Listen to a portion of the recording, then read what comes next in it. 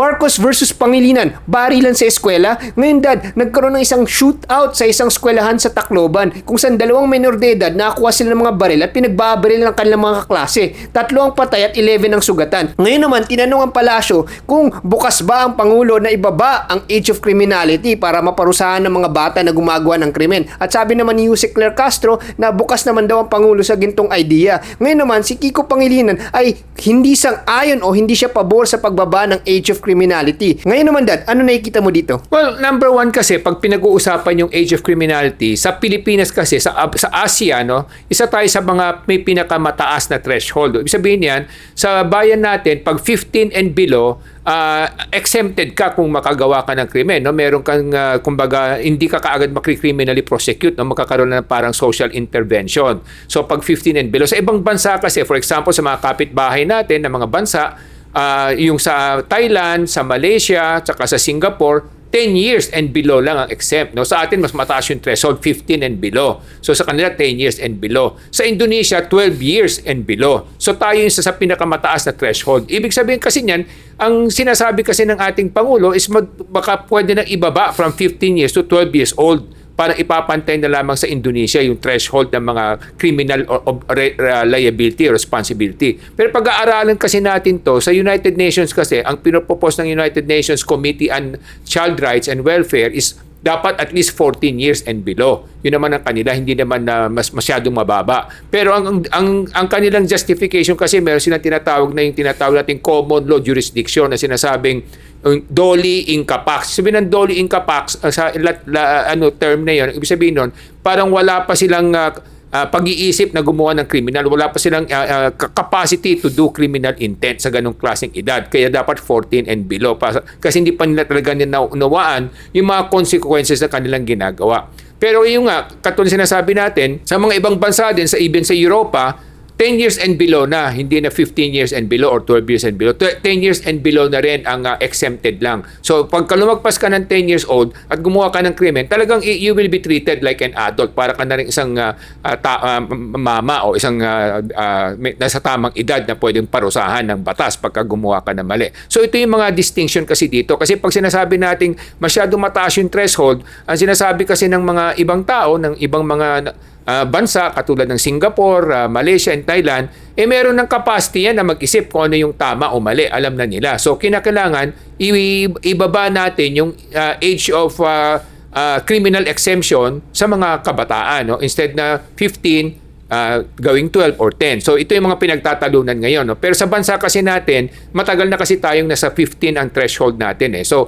ito yung minsan inaabuso naman. Inaabuso ng ibang mga criminal syndicate. Ginagamit nila yung mga bata, mga teenager na 13 years old, 14 years old na maging drug mule or maging money mule o maging kung ano-ano mga krimen na pwede nilang gawin, ginagamit sa mga pagnanakaw, syndicated na mga pagnanakaw, mga thieveries, kasi nga pag nahuli sila, hindi sila nakukulong. So yun naman ang masama din pagka masyadong mataas yung threshold. Ito yung pinagtatalunan ngayon kung ano ba yung tama. Sa United Nations, 14 and below, yung mga karatig bayan natin is 10 and below, except for Indonesia na 12 and below, sa atin 15 and below. So yun ang mga dapat na siguro pag-aralan ng ating mga namumuno at namamahala kung ano yung aangkop sa bansa natin. No? Para hindi naman maabuso yung sistema. Yan ang nakikita natin. Yes, Dad. Maraming tao nagagalit kasi may ginawang krimen ang mga dalawang bata na to at marami silang nasaktan at napatay. In fact, sa isa pang school, may isang babae rin na estudyante na sinaksak ang kanyang mga kaklase. Siguro yung tanong dapat natin is, bakit ginawa to ng mga kabataan na to?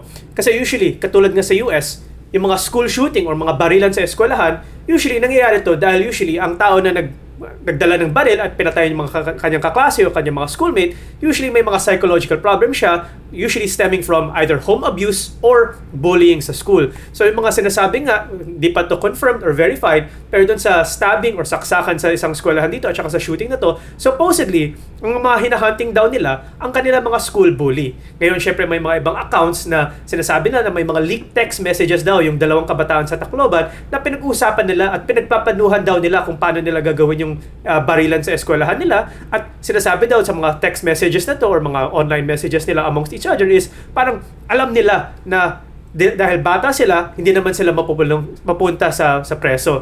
Pero Dad, di ba sa United States, porket lang bata siya, gumawa siya ng krimen, hindi naman siya mapunta sa preso para sa mga adults. Meron sila mga prison para sa mga kabataan lang. And yung studies nga doon daw is ang basehan nila kung bakit hinihiwalay ang mga kabataan sa mga adults kasi usually pag sinama daw ang mga batang kriminal sa mga adult criminal, talagang parang mas psychologically harmful daw yun sa mga bata. Kasi ang sinasabi ng mga studies is kung bata pa sila, usually yung sinasabi nga yung brain nila, utak nila, yung mga prefrontal cortex nila is not yet fully developed kasi nagmamature pa sila, they don't actually understand the consequences of their actions. So yung mas mataas na ang chance for reformation at rehabilitation kapag bata pa sila. Kaya it's best to keep them separate from adults while reforming them sa isang prison.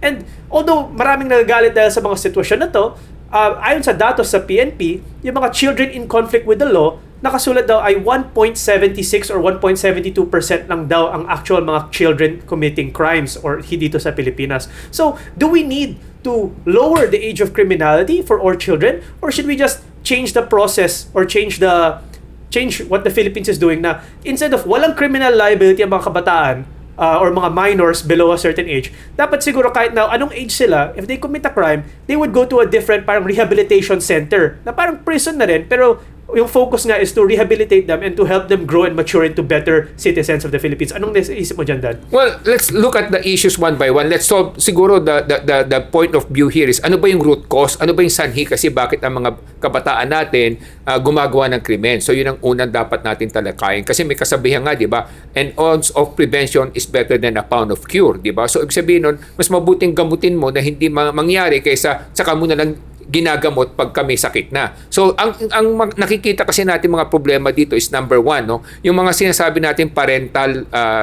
mentoring, no, parang yung oras ng mga magulang sa kanilang mga anak parang nagkukulang minsan, no, o may kakulangan. Kaya ng mga bata napapariwala yung kanilang pag-iisip at naliligaw sila ng patutunguhan sa kanilang lansangan, no. So una yung parental mentoring o parental time with the children. Second yung sinasabi nga natin na mas maganda siguro kung yung mga magulang sinasama yung mga kabataan, yung mga bata sa mga simbahan, no? Kasi iba pa rin yung meron tinatawag nating Christian spiritual indoctrination or parang catechism nga na sinasabi natin, no, para sa mga kabataan. Kasi pag naunawaan nila na may Panginoon at may nagmamahal sa kanila at meron silang mga pananagutan at meron silang spiritual life na tinitingnan na pag gumawa sila ng mali, mapaparusahan sila, mas magkakaroon sila ng pag-uunawa kung ano yung dapat at hindi. So yun ang importante rin. Doon sinasabi natin spiritual enhancement or indoctrination or training or mentoring, no? So aside from parental mentoring and time, kinakailangan meron ding spiritual o mentoring. Pangatlo, yung sinasabi natin nga yung mga pinagbabawal, for example, yung mga video games, no, na mga may barilan, may mga ganyan sakitan. Pag bata pa kasi yan, na nagkakaroon ng influensya sa isip ng bata na akala niya okay na gawin yun, no? So hanggat maaari dapat ipagbawal na yun sa mga bata, no? So especially if they are below, let's say a certain threshold, pag 15 and below or 16 and below, bawal din dapat yung mga video games na mga ganito, mga violent video games, no? Para sa ganon hindi rin sila matukso na gumaya sa mga napapanood nila. Nakakala nila pag bumaril ka sa video game, okay lang. Hindi nila alam na napakalaki na mga consequence. No?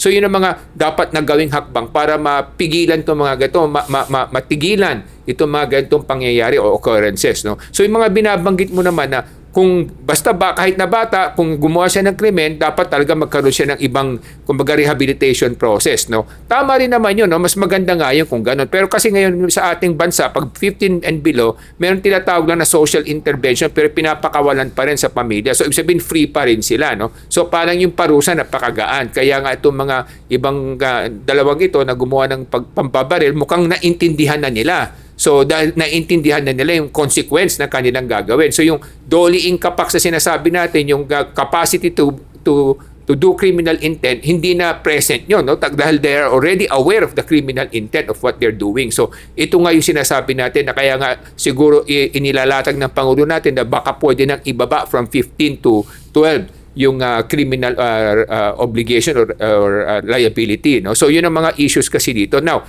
pag pinag-uusapan kasi natin kung bakit nangyayari ito sa ating lipunan, ang pinaka-major na cause nito, root cause, kung talagang titingnan mo, yung oras ng mga magulang at pagmamahal ng mga magulang sa kanilang mga anak. Kasi pag nararamdaman ng mga bata ang pagmamahal ng kanilang magulang, alam mo, bawat bata tinitingala niya yung kanyang mga magulang, lalo na pag bata yan. ang hero ng bawat bata yung kanyang nanay o tatay. So kung ipinapakita kasi nila na hindi sila marunong magmahal, magmalasakit, kumalinga at binibigyan sila ng tamang oras at pagmamahal, naliligaw talaga ng landas sa mga kabataan. Kaya ito sa mga magulang, huwag natin kalimutan na napakahalaga yung oras at pagmamahal na ipapamalas natin sa ating mga anak para sa ganun maramdaman nila kung ano yung pagmamahal at pagmamalasakit, hindi mananakit sila ng kapwa dahil nga hindi nila naunawaan kung ano yung pagmamahal. Kaya pangalawa, may obligasyon din na ipakilala natin sa Panginoon at hubugin natin sila maging Kristiyano para sa ganon maunawaan nila kung ano yung pagmamahal ng ating Panginoon. So pangatlo, siyempre dapat gabayan sila na hindi maglaro ng mga violent games na ganyan. No? So may mga kwento nga na nangyayari ngayon sa lipunan natin kaya bakit mababa daw yung level ng kapasidad ng ating mga estudyante, mga nagkwekwentuhan. Sabi nila, minsan daw sa isang paaralan sa probinsya, nagtanong sila, yung mga English professor na galing sa Amerika, kinakausap yung mga Filipino students, tinanong, what do you mean by contemplate? So, tinanong yung mga kabataan, ang sagot nila, nagtaas ng kamay yung isa, contemplate. Ang ibig sabihin po niyan is kaunti ang plato. So, ibig sabihin hindi niya naintindihan yung word, no? Tapos nagtanong ulit yung American teacher, no? Professor na bisita. Sabi, okay, sige, what is deduct? Yung parang deduct, ibig sabihin niya, ibabawas mo, subtract, deduct, di ba? Ang sagot ng isang batang estudyante na naman, deduct means may pato, the pato, may pato. So, pato, kasi duck didak So yung pagkakaunawa, medyo naliligaw na yung mga kabataan natin kasi nga hindi nabibigyan ng tamang oras ng mga magulang sa pagtuturo at mga guro rin, mukhang hindi natuturuan ng maayos yung ating mga kabataan. So yun ang nagiging problema sa ating lipunan, yung level of education bumababa, tsaka yung level of parental guidance din nawawala. Ngayon naman dad, ang nakikita ko dito is yung root cause of bullying is hindi pinapansin ng ating mga taga-gobyerno. Parati silang blanket or kumbaga one size fits all solution para yung nangyari dati sa martilyo gang nung may martilyo gang na gumagamit ng martilyo para mag-hold up ng mga tindahan nun sa SM North EDSA, naging solusyon ng gobyerno nun pagbawal ang pagbenta ng martilyo na na-criticize sila. Ngayon naman may mga batang gumawa ng mali, ang naging solusyon ibaba ang age of criminality pero hindi nakikita nila ano ba ang root cause kasi kung kahit ibaba mong age of criminality di makukulong lang yung mga bata. So ang nakikita ko na isang bagay dito is to prevent this from happening, prevent children from committing these kinds of acts. And ano ba yung naging root cause? Una, yung sinasabi nga nila na posibleng motive is yung bullying. Siguro hinahunting nila yung mga bullies nila. So ngayon, ibig sabihin, posible na yung ating lipunan, mga eskwelahan at ang ating mga societies, hindi nila ina-address or pinapansin yung mga bullies ng ating lipunan. Kumbaga hinahayaan lang nila sila at hindi they go unpunished. And because of that, these other children who feel oppressed are seeking justice in their own hands kasi they cannot get justice from the system. So, ang isang nakikita kong solusyon, yung parang ginagawa sa Singapore, yung tinatawag na caning. Dapat yata i-introduce dito sa ating lipunan, although marami mga human rights ang magagalit, pero sa Singapore, na pinapakita na ang caning ay sa mga solusyon na talaga nadidisiplina yung lipunan na hindi na kailangan ikulong yung tao. Hampasin mo lang ng cane ng ilang beses, depende sa level ng kanyang ginawa. Halimbawa, may bully. Dapat i-cane siya. Dapat isama na rin yung magulang niya para magising yung magulang na wag i-tolerate na maging bully yung anak nila kasi masasama sila. Pero wag na sila ikulong para they have time na now there's fear that pwede silang mapalo sa puwet na parang ginagawa sa Singapore. Ano nakikita mo dun sa ganung strategy at Singapore style? Well, that could also be effective, no? Pero kasi nga, sinabi mo maraming tututol diyan ng mga human rights advocate natin, no? So, and number two kasi, ang pag pinag-uusapan dito yung sasaktan mo, yung pati magulang, no? Siyempre parang hindi rin yun, kumbaga sa tingin ng mga ibang magulang, kokontra din sila kasi sabihin nila, hindi naman namin alam lahat ng ginagawa ng anak namin, no? Kahit na tinuturuan namin na maayos, no? So siguro we could modify this a bit, no? So instead na sabihin natin yung mga magulang parurusahan, hindi, they have to pay penalty. Sabihin financial penalty para masaktan sila. Para because of that, magkakaroon sila ng parang incentive o commitment na talagang bantayan o pangaralan yung kanilang anak, no? So una 'yon. Pangalawa, sa mga bata naman na gumagawa ng ganyan, mga bullying, no? Na dapat talaga mayroong mga guidance counselor sa bawat eskwelahan na yan ang kanyang trabaho, no? Hindi lang siya naghihintay na lalapitan siya ng bata o ipapadala sa kanya ng teacher yung bully para mapagsabihan niya. Hindi, dapat ang trabaho ng guidance counselor proactive. Ibig sabihin, umiikot siya, inoobserbahan niya sa bawat eskwelahan kung sino yung mga parang bullies. No? Pag na-identify itong mga parang bullies, i-isolate kaagad sila at bigyan sila ng special indoctrination. Ihiwalay muna sila sa grupo. At hindi lang sila ihiwalay, bibigyan sila ng mga parang community assignment. No? Paglilinisin sila ng kubeta, paglilinisin sila ng paaralan, tapos pagtatanimin sila ng mga kung ano-ano mga vegetables sa paaralan, sila magkukumpuni. Kung baga bibigyan sila ng trabaho, kaya kahit nasabi natin against yung iba dito dahil parang child labor, hindi, parang ito'y parusa. Pero gawin natin productive yung parusa sa mga bullies, no? Para sa ganon, hiniwalay mo na tapos bigyan mo ng assignment na talagang magtatrabaho sila, no? Pagpintura ng eskwelahan, kung ano-ano, maglinis ng kalsada, at maglinis ng kubeta, para sa ganun, pag nakita nilang ganun, kasi nga nang bubuli sila, eventually baka matuto sila o maging ma-convert sila. No? Aside from spiritual, again, spiritual mentoring, na importante rin kasama nung parusa na yan. No? So yun ang nakikita natin, kung sinasabi mo nga, dapat ma-prevent yung mga bullies from the very beginning. So ang guidance counselor ng bawat eskwelahan, dapat meron siyang moral, professional, ethical obligation na hinahunting niya o ina-identify niya kung sino yung mga bullies, and then isolate them right away from the other kids, para sa gano'n hindi sila mabiktima. So may isolation process siya, iba yung classroom nila, iba, ihiwalay na talaga sila, at saka bibigyan ng notice yung mga security guard o mga marshal na bantayan to na hindi makihalo-bilo muna doon hanggang hindi sila nagre-reform o nagre-rehabilitate. No? So ganun dapat ang gawin doon para sa gano'n maiwasan to. Pero dito sa dalawang ito na namaril, itong dalawang bata na teenager na namaril sa Tacloban, mukhang hindi naman talaga nabully sila. Yun ang parang sinasabi ng mga investigasyon. Na talagang pinagplanuhan lang nila na gusto nilang subukan na bumaril at manakit kasi nga marami sila napapanood ng mga violent videos. So yun ang nakita natin o narinig natin sa mga investigasyon. Ngayon, Morgan, na-mention mo nga na dati nagkaroon tayo ng martilyo gang dito sa Pilipinas at yung questionable decision ng ating government na i-ban ang sale ng lahat ng mga hammers sa mga mall. Pero dito rin, nangyari dito sa shooting incident ito, binan rin ng PNP ang isang video game, ang tawag ay Gore Blocks. Ngayon, dahil sinasabi mo nga that we should also control or limit video games or violent video games from children. Pero yung discussion na yun, matagal na yan sa US kung violent video games ba are bad for children. So marami na mga studies sa US na they're trying to link kung mga violent video games ba talagang nagiging violent ang mga bata. So mga studies na yun, nahanap nga na right after playing violent video games, mas tumataas daw ang aggression ng mga bata. However, wala daw actual link na nagiging actually violent sila. Doon sa mga studies doon sa US, ang nakikita na lang major cause of violence or increase of violence and aggression is yung household situation. So kung paano sila tinatato ng kanilang magulang, anong tinuturuan sa kanilang magulang. So mas maliit daw if ever ang statistic na ang violent video games ay nakakontribute sa violence. But Dad, assuming na let's say yung violent video games or yung Gore Blocks nga ang naging dahilan or sanhi na kaya naging shooters ang tong dalawang bata na to, but why are we only stopping there sa isang Gore Blocks? Kasi sa ating mga TV station, katulad ng GMA, ABS-CBN, meron tayong mga action shows na available for everyone to watch. Katulad ng mga shows ni Coco Martin, kung saan every week may barilan. Marami rin mga ibang movies na pinapakita sa free TV na may barilan, may patayan. So, should we also just ban also all these TV shows na bawal na yun ipakita ng barilan at any form of violence sa ating TV? Plus, nagkaroon din tayo ng isang presidente na sinasabi niya na papapatayin niya ang mga kriminal at masasamang tao. So, dapat rin ba natin i-ban ang mga sinasabi ng mga public official or mga public leader ng Pilipinas kung sasabihin nila na may papatay sila ng mga masasamang tao? Kasi baka mag-inspire to sa ating mga kabataan na sila mismo ang gonna take justice into their own hands. Kasi when we start censoring one thing and start banning one thing, where do we stop? We ban yung video game, yung Gore Blocks. Next, let's ban Coco Martin and his TV shows and yung mga ibang barilan shows sa TV. Next, we ban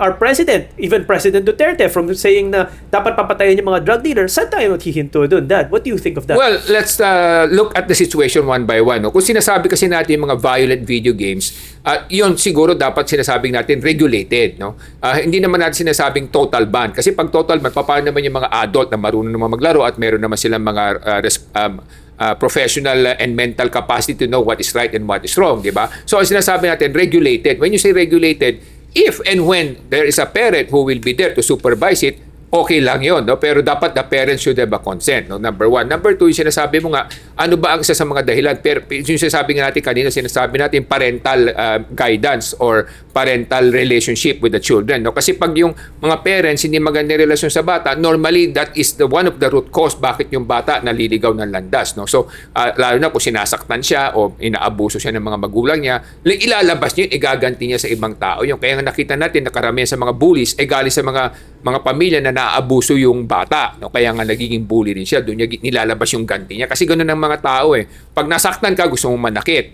Pag binayaran ka, parang ginawa kang puta o puto, gusto mo rin mambayad dahil parang gusto mong maialis sa iyong kaisipan na ikaw mababang klaseng pagkatao. So, gusto mo rin ilabas yun, no? So, yung may ganun kasing psychology ang ating mga tao, kaya nga tayong lahat mga tao, kaya nga kinakailangan yung sinasabing natin, we should also hold the parents accountable, no? Kung hindi naman physically nasasaktan sila, pero at least they have to be financially penalized, no? Kung yung anak nila gumawa ng mali, they have to pay certain amount, etc., etc. May mga equivalent penalties yan, no? Depende sa krimen na nagawa, babayaran ng mga magulang yung ang gobyerno sa mga kanilang parang penalty nila, no? So para sa ganoon magkaroon ng parang incentive at motivation ang ating mga magulang na tiyakin na maalagaan nila yung kanilang mga anak, no? Kasi kung hindi, kung akala nila kung anak lang nila mapaparusahan, wala naman silang obligasyon doon, hindi rin nila bibigyan ng sapat na oras at responsibilidad yung kanilang mga anak, no? At pangatlo, yung katulad sinasabi natin sa mga public official naman, no? Ito naman sa mga public official,